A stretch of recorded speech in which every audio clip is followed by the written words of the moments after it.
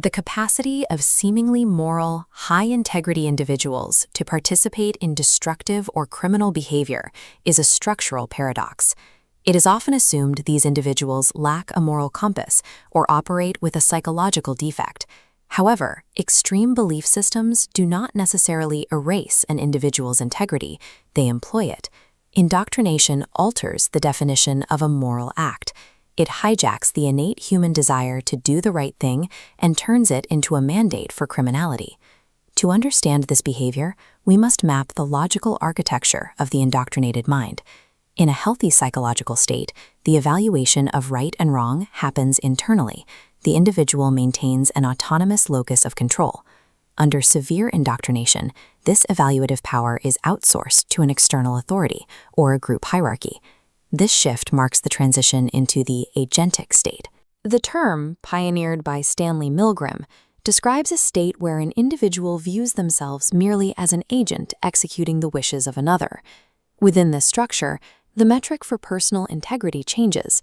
The question is no longer, is this action moral, but did I execute my orders faithfully and competently? For this state to survive without collapsing back into autonomous thought, the system requires specific structural prerequisites. Once moral authority is successfully transferred to a leader or group, the capacity for independent ethical objection is neutralized. The first barrier required to protect this state is epistemic closure. This is a condition where a belief system is insulated from all outside information. The group controls all data access, labeling any external source or contradicting evidence as corrupt or deceitful. This is reinforced by social severance, where the individual is systematically isolated from non-believers. By cutting these ties, the system ensures the follower's social and psychological survival depends exclusively on group approval. If a follower experiences a twinge of conscience regarding a criminal act, they find themselves in a vacuum. Without an external sounding board, they have no way to validate their ethical doubts. The group reframes this moral hesitation as a personal weakness or a lack of faith, forcing the individual back into compliance. Controlling the environment ensures that any instinct to resist is suppressed before it can translate into action. How does an individual commit a crime without experiencing self-condemnation? They utilize a psychological framework called moral disengagement.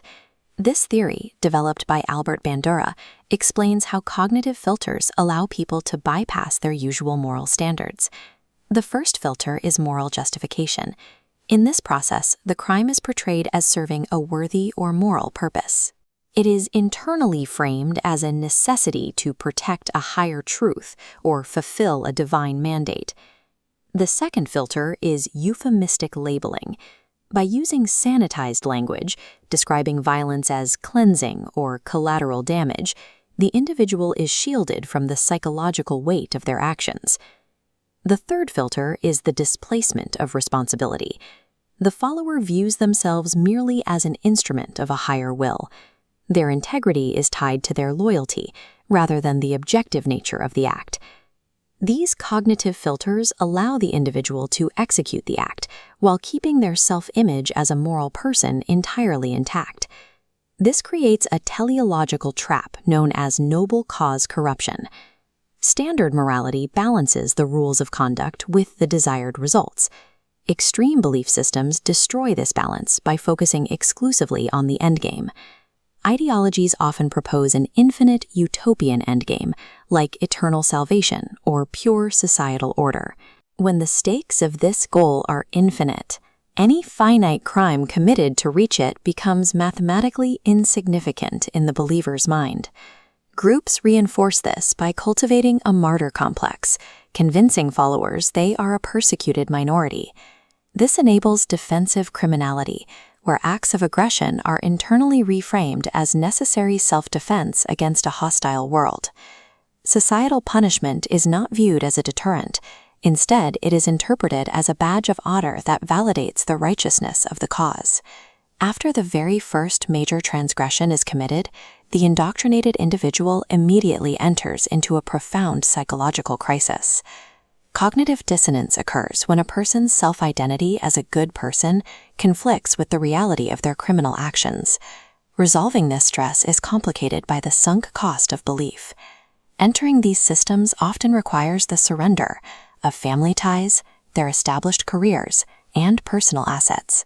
The individual must choose between admitting their entire worldview and their sacrifices were a lie or rationalizing the crime to protect their ego.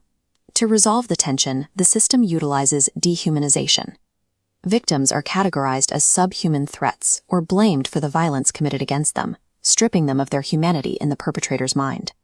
By removing the victim's humanity, the perpetrator eliminates the dissonance, protecting their sense of self by doubling down on fanaticism. Together, these components form the radicalization engine, a closed, self-sustaining loop. When external logic or evidence attempts to intervene, it strikes the epistemic shield and is deflected. This impact causes the internal engine to spin faster. Every crime committed further binds the individual to the group, resulting in an escalation of commitment. Presenting evidence of wrongdoing often backfires, as acknowledging the crime would mean facing the total collapse of the individual's reality. Within this closed system, criminality does not weaken the ideological bond, it fuels it. In the radicalized mind, the desire for moral integrity has been inverted.